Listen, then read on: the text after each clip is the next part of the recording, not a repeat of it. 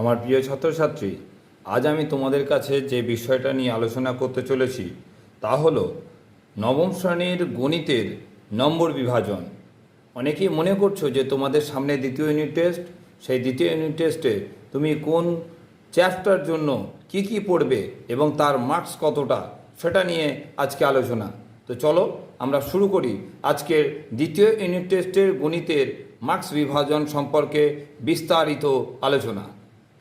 তার আগে অবশ্যই তোমাদেরকে বলে রাখবো, যদি আমার চ্যানেলটি অবশ্যই তোমাদের যদি পছন্দ হয় তাহলে অবশ্যই চ্যানেলটিকে সাবস্ক্রাইব করে রাখবে এবং অবশ্যই তোমার বন্ধু বান্ধবের মাঝে শেয়ার করবে, যাতে সকল রকম সুবিধা, সকল রকম নোটিফিকেশান তোমরা সবার আগে পেতে পারো। চলো শুরু করি আজকের নম্বর বিভাজন। তো দেখো, তোমাদের দ্বিতীয় ইউনিট টেস্টে যে চ্যাপ্টারটা গণিতের হবে সেটা হচ্ছে 4, 5, 6, 9, 10, 11, 12, 13, 14, 15 এবং 16 এই চ্যাপ্টারগুলো তোমাদের সেকেন্ড ইউনিট টেস্টের মধ্যে রয়েছে।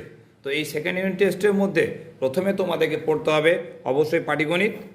তো পাটিগণিত থেকে তোমরা অবশ্যই যেটা করবে সেটা হচ্ছে পাটিগণিতের প্রথমে 1 নম্বরের শর্ট কোশ্চেন পড়বে একটা, যার মার্কস 1 রয়েছে, এবং 2 নম্বরের পড়বে তোমাদের একটা, সেটাও 2, এবং 3 নম্বরের একটা। মোট তোমাদের পাটিগণিতের পড়তে হবে 6 নম্বরের। তো তোমাদের এটা পড়বে লাভ ক্ষতি থেকে। লাভ ক্ষতি থেকে তোমাদের মোট 6 নম্বরের প্রশ্ন আসবে। তারপর সব বীজগণিতে তোমাদের দেখে নাও, বীজগণিতের 3 নম্বরের একটি মাত্র প্রশ্ন আছে, এবং রৈখিক সহসমীকরণ থেকে তোমাদের এই প্রশ্নটা আসবে, এবং এই রৈখিক সহসমীকরণ থেকে 3 নম্বরের মোট প্রশ্ন রয়ে যাচ্ছে। তারপর জ্যামিতি বলতে গেলে আমরা বুঝি উপপাদ্য এবং সম্পাদ্য। উপপাদ্য এবং সম্পাদ্য চ্যাপ্টারটা থেকে তোমাদের পড়বে অবশ্যই 1 নম্বরের একটা, 2 নম্বরের একটা, এবং পড়বে তোমাদের 4 নম্বরের দুটো। এই যে 4 নম্বরের দুটো রয়েছে, সেই দুটোর মধ্যে একটা রয়েছে উপপাদ্য এবং একটা রয়েছে সম্পাদ্য, এটা অবশ্যই মনে রাখবে। এবং আরেকটা প্রয়োগ থাকবে, সেটা 3 নম্বরের।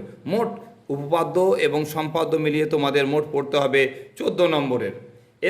তারপর যদি আসি, আমরা যদি দেখি, তারপর রয়েছে তোমাদের স্থানাঙ্ক তোমাদের দূরত্ব নির্ণয় এবারে পরীক্ষায় পড়বে। সেখানে থাকবে 1 নম্বরের একটা এবং 2 নম্বরের একটা। মোট তোমাদের নম্বর থাকবে এখানে 3 নম্বর। ওকে, তারপর তোমাদের চলে আসছি পরিমিতির কথা বলতে গেলে অবশ্যই বলতে হয়। পরিমিতির ক্ষেত্রে তোমাদের 1 নম্বরের পড়বে একটা, 2 নম্বরের পড়বে একটা, এবং 3 নম্বরের পড়বে দুটো। এখানে অবশ্যই এই পরিমিতির ক্ষেত্রে ত্রিভুজ ও চতুর্ভুজের পরিসীমা ও ক্ষেত্রফল নির্ণয় করতে হবে, এবং করতে হবে বৃত্তের পরিধি। এই বৃত্তের পরিধি, ত্রিভুজ এবং চতুর্ভুজের পরিসীমা ও ক্ষেত্রফল, এই মোট এখান থেকে পরীক্ষার সময় তোমাদের নম্বর আসবে 9 নম্বর। এখানে 9 নম্বর যদি আমরা করি, মোট 9 নম্বর করলাম। এবং তারপর আসছি আমরা রাশিবিজ্ঞানে। তোমাদের রাশিবিজ্ঞান থেকে 1 নম্বরের কোনো প্রশ্ন আসবে না। রাশিবিজ্ঞান থেকে আসবে 2 নম্বরের প্রশ্ন। 2 নম্বরের প্রশ্ন পড়বে একটা, সেই 2 নম্বরের একটা প্রশ্ন পড়বে, তার মার্কস রয়েছে 2, এবং 3 নম্বরে তোমাদের পড়বে একটা, তার মার্কস 3। তাহলে এখানে দেখতে পাচ্ছি আমরা রাশিবিজ্ঞান থেকে মোট তোমাদের পড়ছে 2 এবং 3, মোট 5 নম্বরের মোট প্রশ্ন তোমাদের এখান থেকে রাশিবিজ্ঞান থেকে আছে। তো রাশিবিজ্ঞান থেকে এখানে 5 নম্বর মোট ধরলে তোমাদের এখানে মোট যদি আমরা প্রশ্নের মানগুলোকে মোট যোগ করে দেখতে পাবো তোমাদের এখানে পরীক্ষায় প্রশ্নের মান আছে 40 নম্বর। এই 40 নম্বর তোমাদের লেখা পরীক্ষায় থাকবে।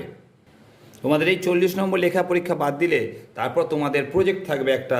এই প্রজেক্টের জন্য ইন্টারনাল তোমাদের স্কুলে অ্যাসাইনমেন্টের জন্য থাকবে 10 নম্বর মোট এখানে হচ্ছে 50 নম্বর। তো তোমাদের মোট 50 নম্বরের পরীক্ষা, যার মধ্যে 40 নম্বর তোমাদের হচ্ছে স্কুলে রিটেন এক্সাম, এবং 10 নম্বর হয়ে যাচ্ছে প্রজেক্ট। তো তোমাদের মোট পরীক্ষার মান হচ্ছে 50 নম্বর। এই হলো তোমাদের দ্বিতীয় ইউনিট টেস্টের সম্পূর্ণ নম্বর বিভাজন।